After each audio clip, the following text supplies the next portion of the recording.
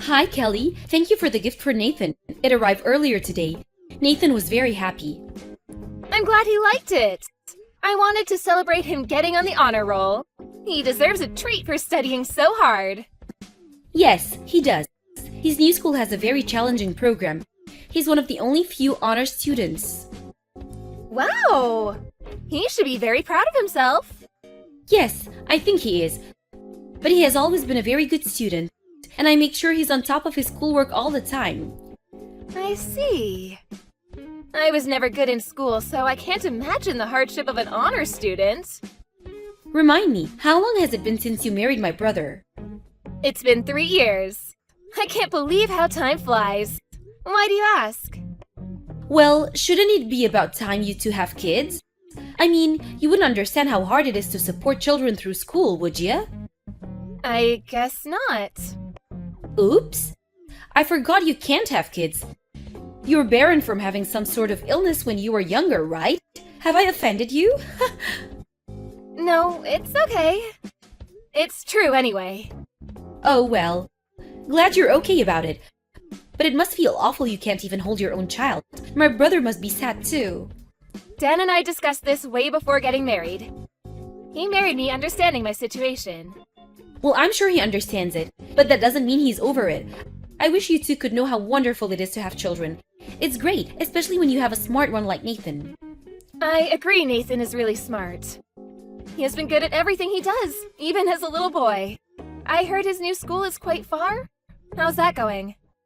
It's fine, but the commute is quite long indeed. So we're considering to move closer to his school. Really? Does that mean Simon has to change school too? He's only in 4th grade, right?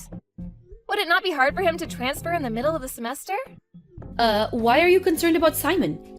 He can go to whichever school that's convenient. He's no good, unlike Nathan. Don't mind him. Oh, come on, Tara, you don't mean that. I understand Nathan is special, but you shouldn't disregard Simon. You don't have kids, Kelly. You don't understand what it's like. It's quite a nuisance when you have a stupid kid. It's a waste of time to look after him. How could you be so mean? My husband and I are happy as long as we have Nathan. I think Simon is supposed to have a test soon, and I already know he's going to fail it. Don't be so heartless just because he doesn't excel in school. And you really shouldn't call him stupid or a nuisance. Don't bully him. I can call him whatever I want to. You're so naive. Why do I have to pay attention to a kid who fails to please his mother? Don't you think it's a waste of time?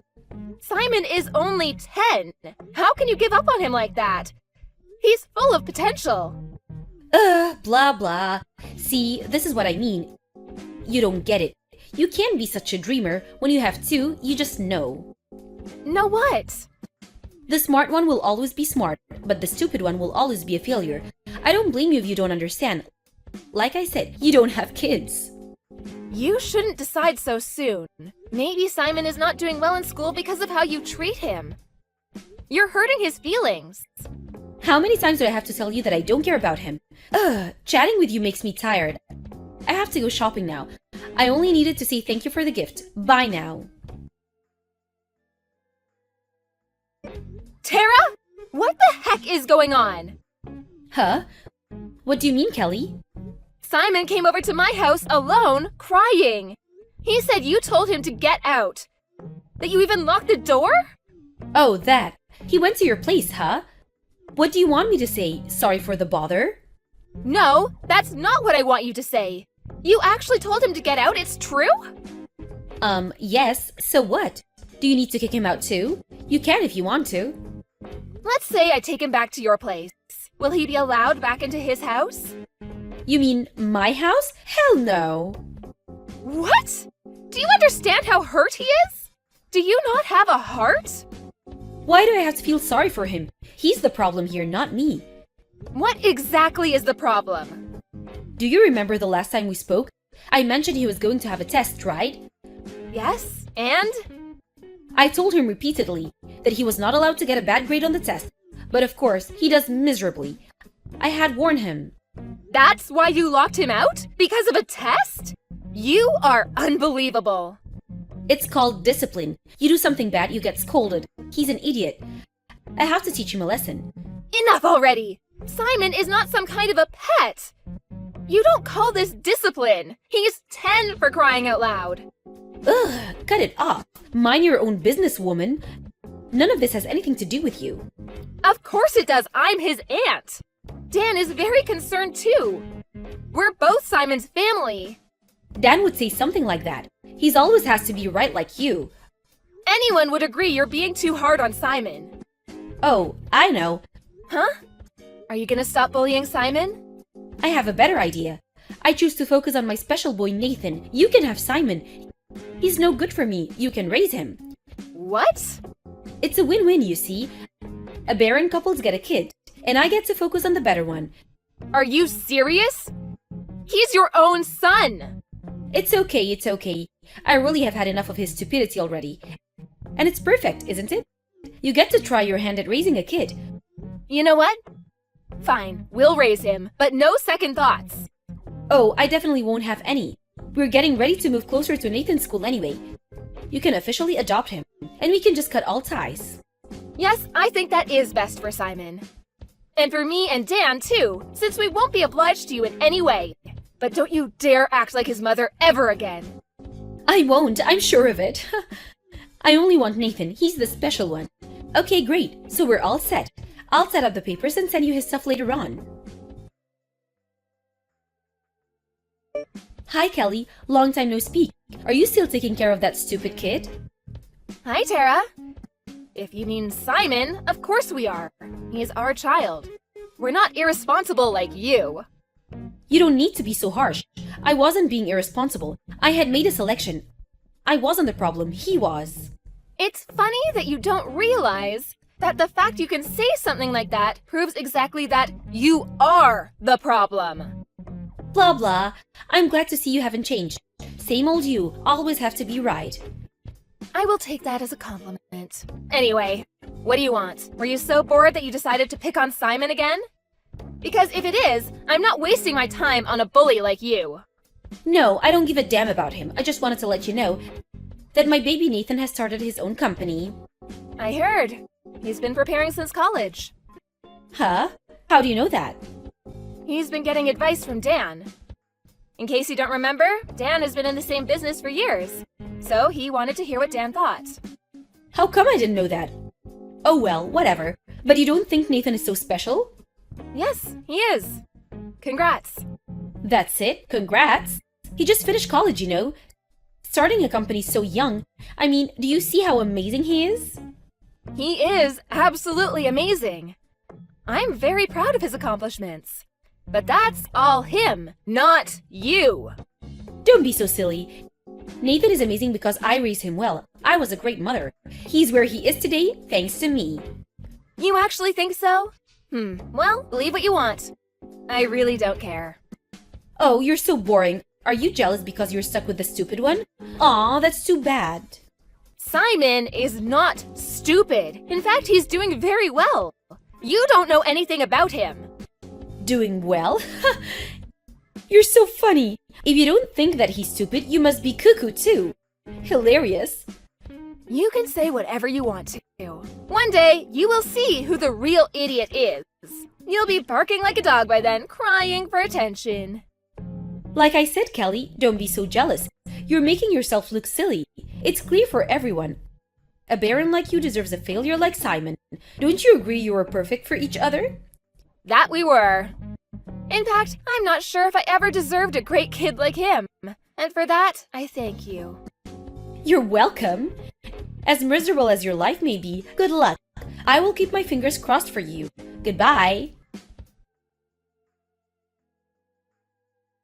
Kelly? What the hell?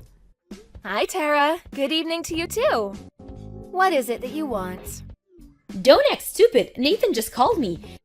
He said he wants to cut me off and that he's moving into your house. What the hell did you do to him? I didn't do anything. He is making his own decisions. Decisions? Why the hell would he move in with you? I don't understand. You don't? Like, you actually don't get it. See, that's exactly why he's cutting you out. Excuse me? Are you trying to pick a fight with me?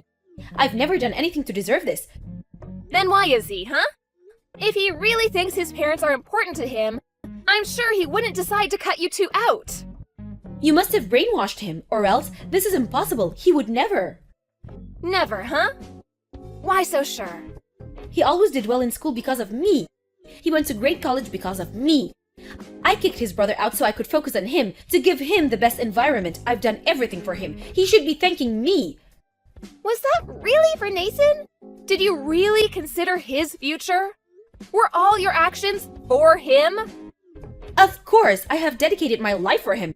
I have given him everything I could as a mother. Everything was for him. No, it wasn't, Tara, and you know it. It was all for yourself. Can you not read? I said I did everything for Nathan. You wanted his brand. You wanted to think you were the successful mom that raised a successful kid. Nathan was merely a trophy for you. I don't need a failure like you to understand. I only need Nathan to understand what his mother has done for him. Well, Tara, unfortunately, Nathan says he does not. What? Nathan said? You liar!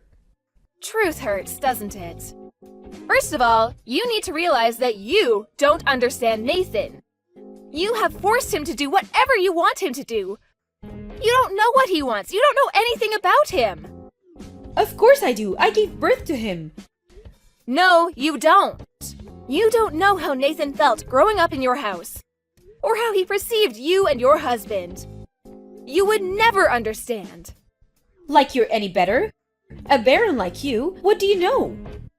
I know better than you, at least. First, let's rewind a couple years.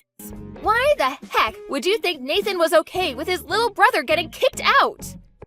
Do you think Nathan was okay about you bullying Simon? What are you trying to say? Nathan never loved you and your husband all this time. Because you treated Simon horribly. And you even kicked him out when he was only 10. Deep down, Nathan has hated you both. I don't believe you. Nathan has been a good, obedient child. He has studied hard just as we wanted him to. Nathan was terrified that you'd kick him out too if he didn't. He knew he was helpless if he got kicked out. So he tolerated you and your husband until he could support himself. But why would he move in with you? You can pay for his own apartment now. You mean nothing to him. I guess it's that bad for him. He wants to get away from you immediately. But also, he wants to spend time with his business partner. What business partner? Simon. You really don't know anything, do you? Nathan has started a company together with Simon. What? With that idiot? He's not good enough to be running a company. He doesn't have the brain. As I mentioned before, Simon is not an idiot. You need to stop calling him that. Huh? Easy to say. I know better than anyone how stupid he is. He never understood any schoolwork. Simon goes to the same school Nathan went to. I mean, the school is Ivy League, one of the best in the country. If he's an idiot, then an Ivy League must be a joke. Wait, what? Simon? You're bluffing. Nope, no bluff. After he began to live with us, he did great in school. He was always an honor student. I don't believe that for a second. It's not possible. His grades were always terrible. If he was as bad as you say he was, you were making him that way. Because you compared him to others and didn't give him a chance. But I'm sure this is all too difficult for you to understand. Fine, whatever. But if what you're saying is true, I have a suggestion. I can take back Simon. What? Are you crazy? I'm his birth mother. I had him and Nathan. It's only natural they come back to me. As bad as they made me look today. Okay, you know what? Just shut up. You are not good enough to be their mother. Are you listening to me? I had them both. You're in no place to tell me. You may have delivered them, but that's all. You did nothing for them. Nathan and Simon would never accept you. You have failed miserably as a parent. You are the one who has no place. Goodbye. Afterwards, Tara and her husband came to our house enraged, but Nathan and Simon refused to talk to them. Nathan and Simon told their parents that they never wanted to see them again. They said they would call the police if the parents ever bothered them. Tara was completely shocked and lost for words as Nathan refused her. Everything she believed she had done for Nathan went down the drain. Later on, I heard that she never got herself back, and that the relationship between the couple was ruined as well. The siblings stayed with us for a while, but as their business quickly became a success, they soon found a nice apartment to live together. Dan and I miss the boys, but they come by often to see how we're doing. Simon, as he always has, treats us as his real parents and continues to care for us. We despise Tara and her husband, and how they have treated the boys, but we're thankful for them for giving us the best sons any parents could ask for.